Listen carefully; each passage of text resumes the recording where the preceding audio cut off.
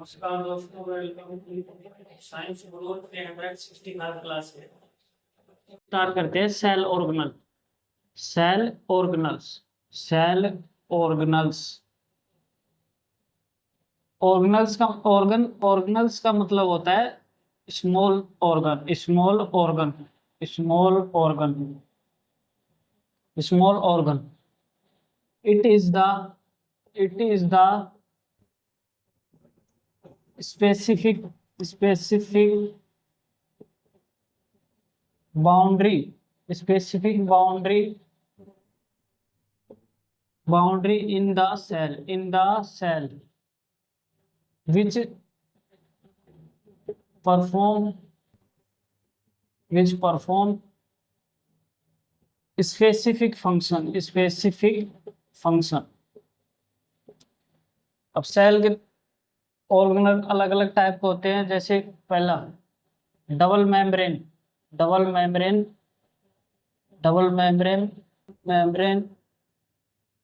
दूसरा होता है मेम्ब्रेनलेस, मेम्ब्रेनलेस। तीसरा होता है सिंगल मेम्ब्रेन, सिंगल मेम्ब्रेन। अब देखते हैं डबल मेम्ब्रेन में वो आते हैं जो जिनके अंदर जेनेटिक मटेरियल होता है, जैसे न्यूक्लियस, माइटोकॉन्ड्रिया, न्यूक्लियस। दूसरा माइटोकॉन्ड्रिया, माइटोकॉन्ड्रिया। तीसरा क्लोरोप्लास्ट, क्लोरोप्लास्ट। इनके अंदर क्या होता है, जेनेटिक मटेरियल होता है, जैसे डीएनए, आरएनए, ईटीसी। मेम्ब्रेनलेस होता है राइबोसोम, राइबोसोम। दूसरा सेंट्रियोल, बेसल बॉडी,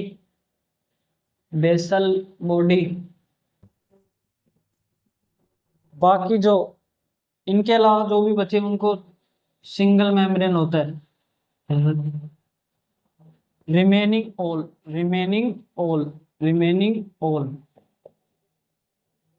एक बार फिर से देखिए। डबल मेम्ब्रेन में जो वो आते हैं जिनमें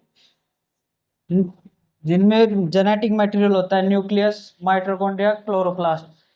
मेम्ब्रेनलेस होते हैं राइबोसोम, सेंट्रियोल, बेसल बॉडी और सिंगल मेम्ब्रेन, रिमेनिंग ऑल। ठीक है, आगे चलते हैं। अब देखते हैं राइबोसोम के बारे में, डिटेल में पढ़ते हैं राइबोसोम के बारे में।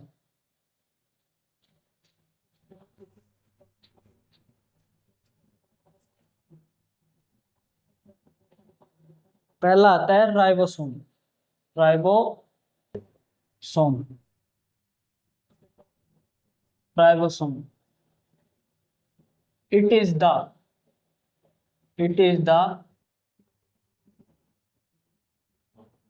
synthesizing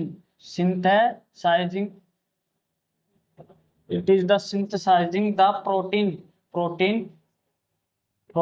in the cell। Ribosome क्या काम करते हैं, प्रोटीन सिंथेसिस करते हैं सेल में। ये दो प्रकार के होते हैं, प्रोकैरियोटिक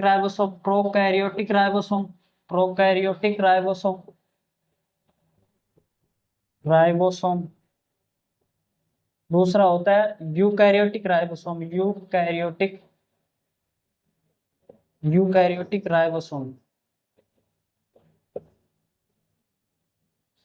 प्रोकैरियोट में आते हैं 70S राइबोसोम, यूकैरियोट में आते हैं 80S राइबोसोम। अब 70S और 80S क्या होता है, देखिए। जैसे 70S 2 यूनिट से मिलकर बना होता है। 70S जैसे देखिए, एक यूनिट होती है 50S, एक यूनिट होती है 30S। इन दोनों से मिलकर के 70S बनता है। और इसमें क्या होता है, इसमें भी 2 यूनिट होती हैं, 60S एंड 40S, जो बनाता है 80S। वर्क दोनों का सेम है लेकिन डेंसिटी का फर्क है। एस का मतलब होता है स्वेट वर्ग यूनिट, स्वेट वर्ग यूनिट, स्वेट वर्ग यूनिट। राइबोसोम में 70s एंड 80s दोनों प्रेजेंट होते हैं। जो वर्क दोनों का सेम है लेकिन डेंसिटी में फर्क है। ठीक है, आगे चलते हैं।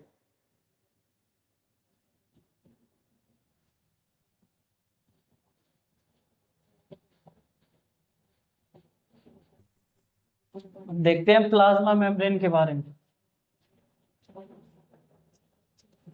कौन सा टॉपिक है? Plasma membrane. Plasma membrane, plasma membrane, plasma membrane.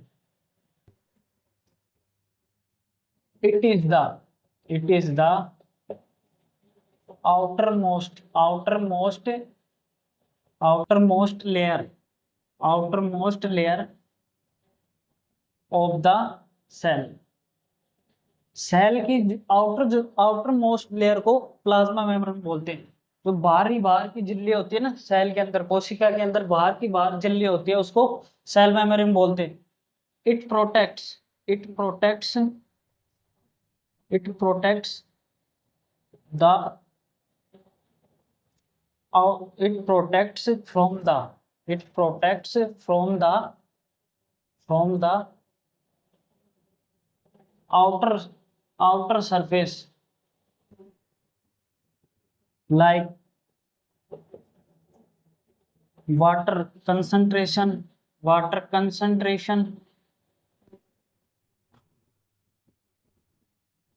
and water concentration and hazard for cell। Cell क्या काम, प्लाज्मा मेम्ब्रेन क्या काम करती है कि सेल के अंदर जो भी नुकसानदायक चीज बाहर से जाती है उसको एंटर करने से रोकती है। क्या करती है? अंदर जाने से रोकती है। उसी पदार्थ को जाने देती है जो सेल के अंदर नुकसान ना पहुंचाए।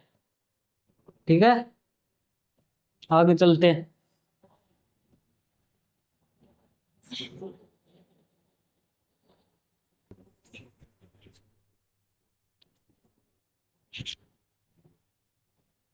आगे देखते हैं।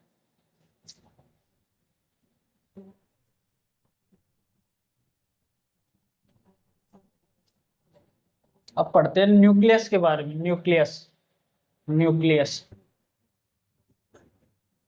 Nucleus is the nucleus is the controlling centre controlling centre of the cell, controlling centre of the cell.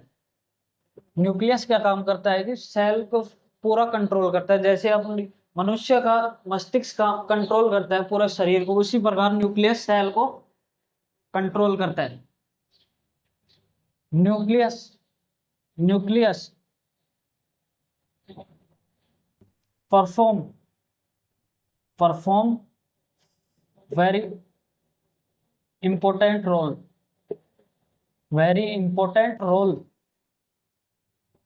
in the cell by controlling all activities that were done in the cell। जो भी प्रक्रिया cell के अंदर होती है उसको nucleus control करता है।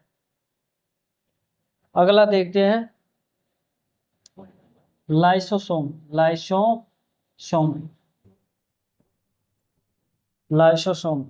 it is also known as suicidal bag। Lysosome को सुसाइडल बैग कहा जाता है क्योंकि it it burst during emergency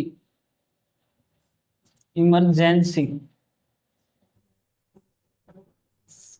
emergency when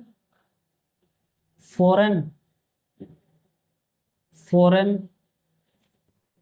material came inside the cell came inside the cell। Note कर लीजिए इसको।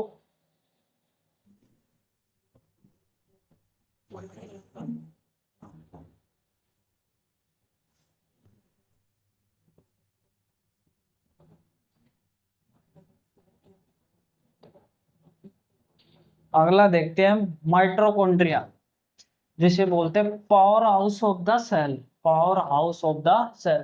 माइटोकॉन्ड्रिया क्या करता है? एटीपी जनरेट करता है। जितनी भी फिजिकल एक्टिविटी सेल के अंदर होती है वो कि माइटोकॉन्ड्रिया की वजह से होती है। जो भी फिजिकल एक्टिविटी, अगला पॉइंट देखते हैं mitochondria. Mitochondria third number point, mitochondria. Mitochondria mitochondria it is known as powerhouse of the cell। powerhouse of the cell। Mitochondria वो काम करता है जिसमें सेल में जो भी फिजिकल एक्टिविटी होती है उसके लिए जो एनर्जी रिक्वायर है वो माइटोकॉन्ड्रिया प्रोवाइड कराता है। It generate ATP production. ATP production.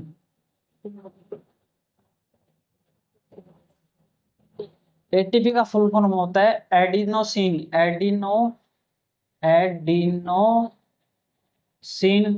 Triphosphate.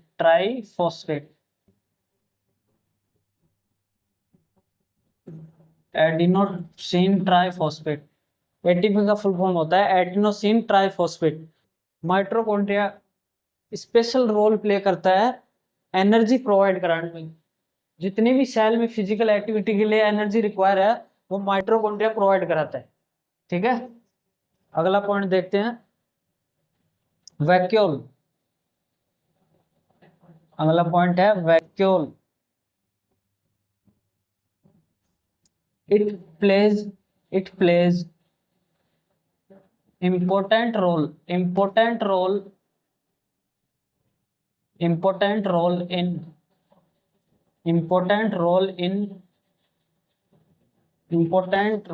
in storage of extra water। Vacuole क्या काम करता है कि जो भी एक्स्ट्रा वाटर बच गया है जो काम में नहीं आ रहा उसको स्टोर वैक्यूल करता है। अगला पॉइंट देखते हैं सेल वॉल। यहां तक नोट कर लीजिए, पर देखते हैं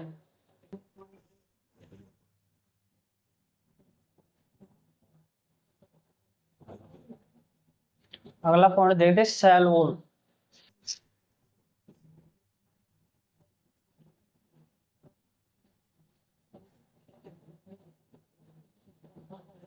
अगला पॉइंट देखते हैं सेल वॉल।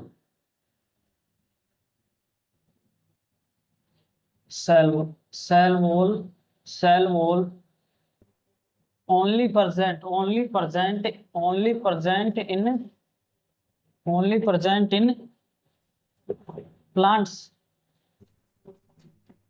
सेल वॉल क्या होती है? जैसे सेल मेम्ब्रेन होती है उसके ऊपर से एक लेयर होती है जो कि वेरी हार्ड होती है in nature. It is present outer to the cell membrane। outer to the cell membrane, cell wall cell membrane से ऊपर होती है, जो कि प्लांट में ही पाई जाती है, जो कि नेचर में हार्ड होती है, हार्ड होती है। It protects the outer viruses water और एनी अदर डिजीज।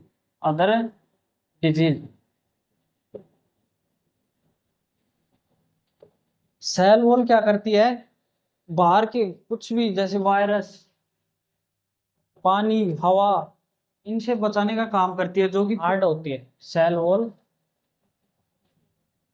नेचर में हार्ड होती है, हार्ड होती है। ठीक है।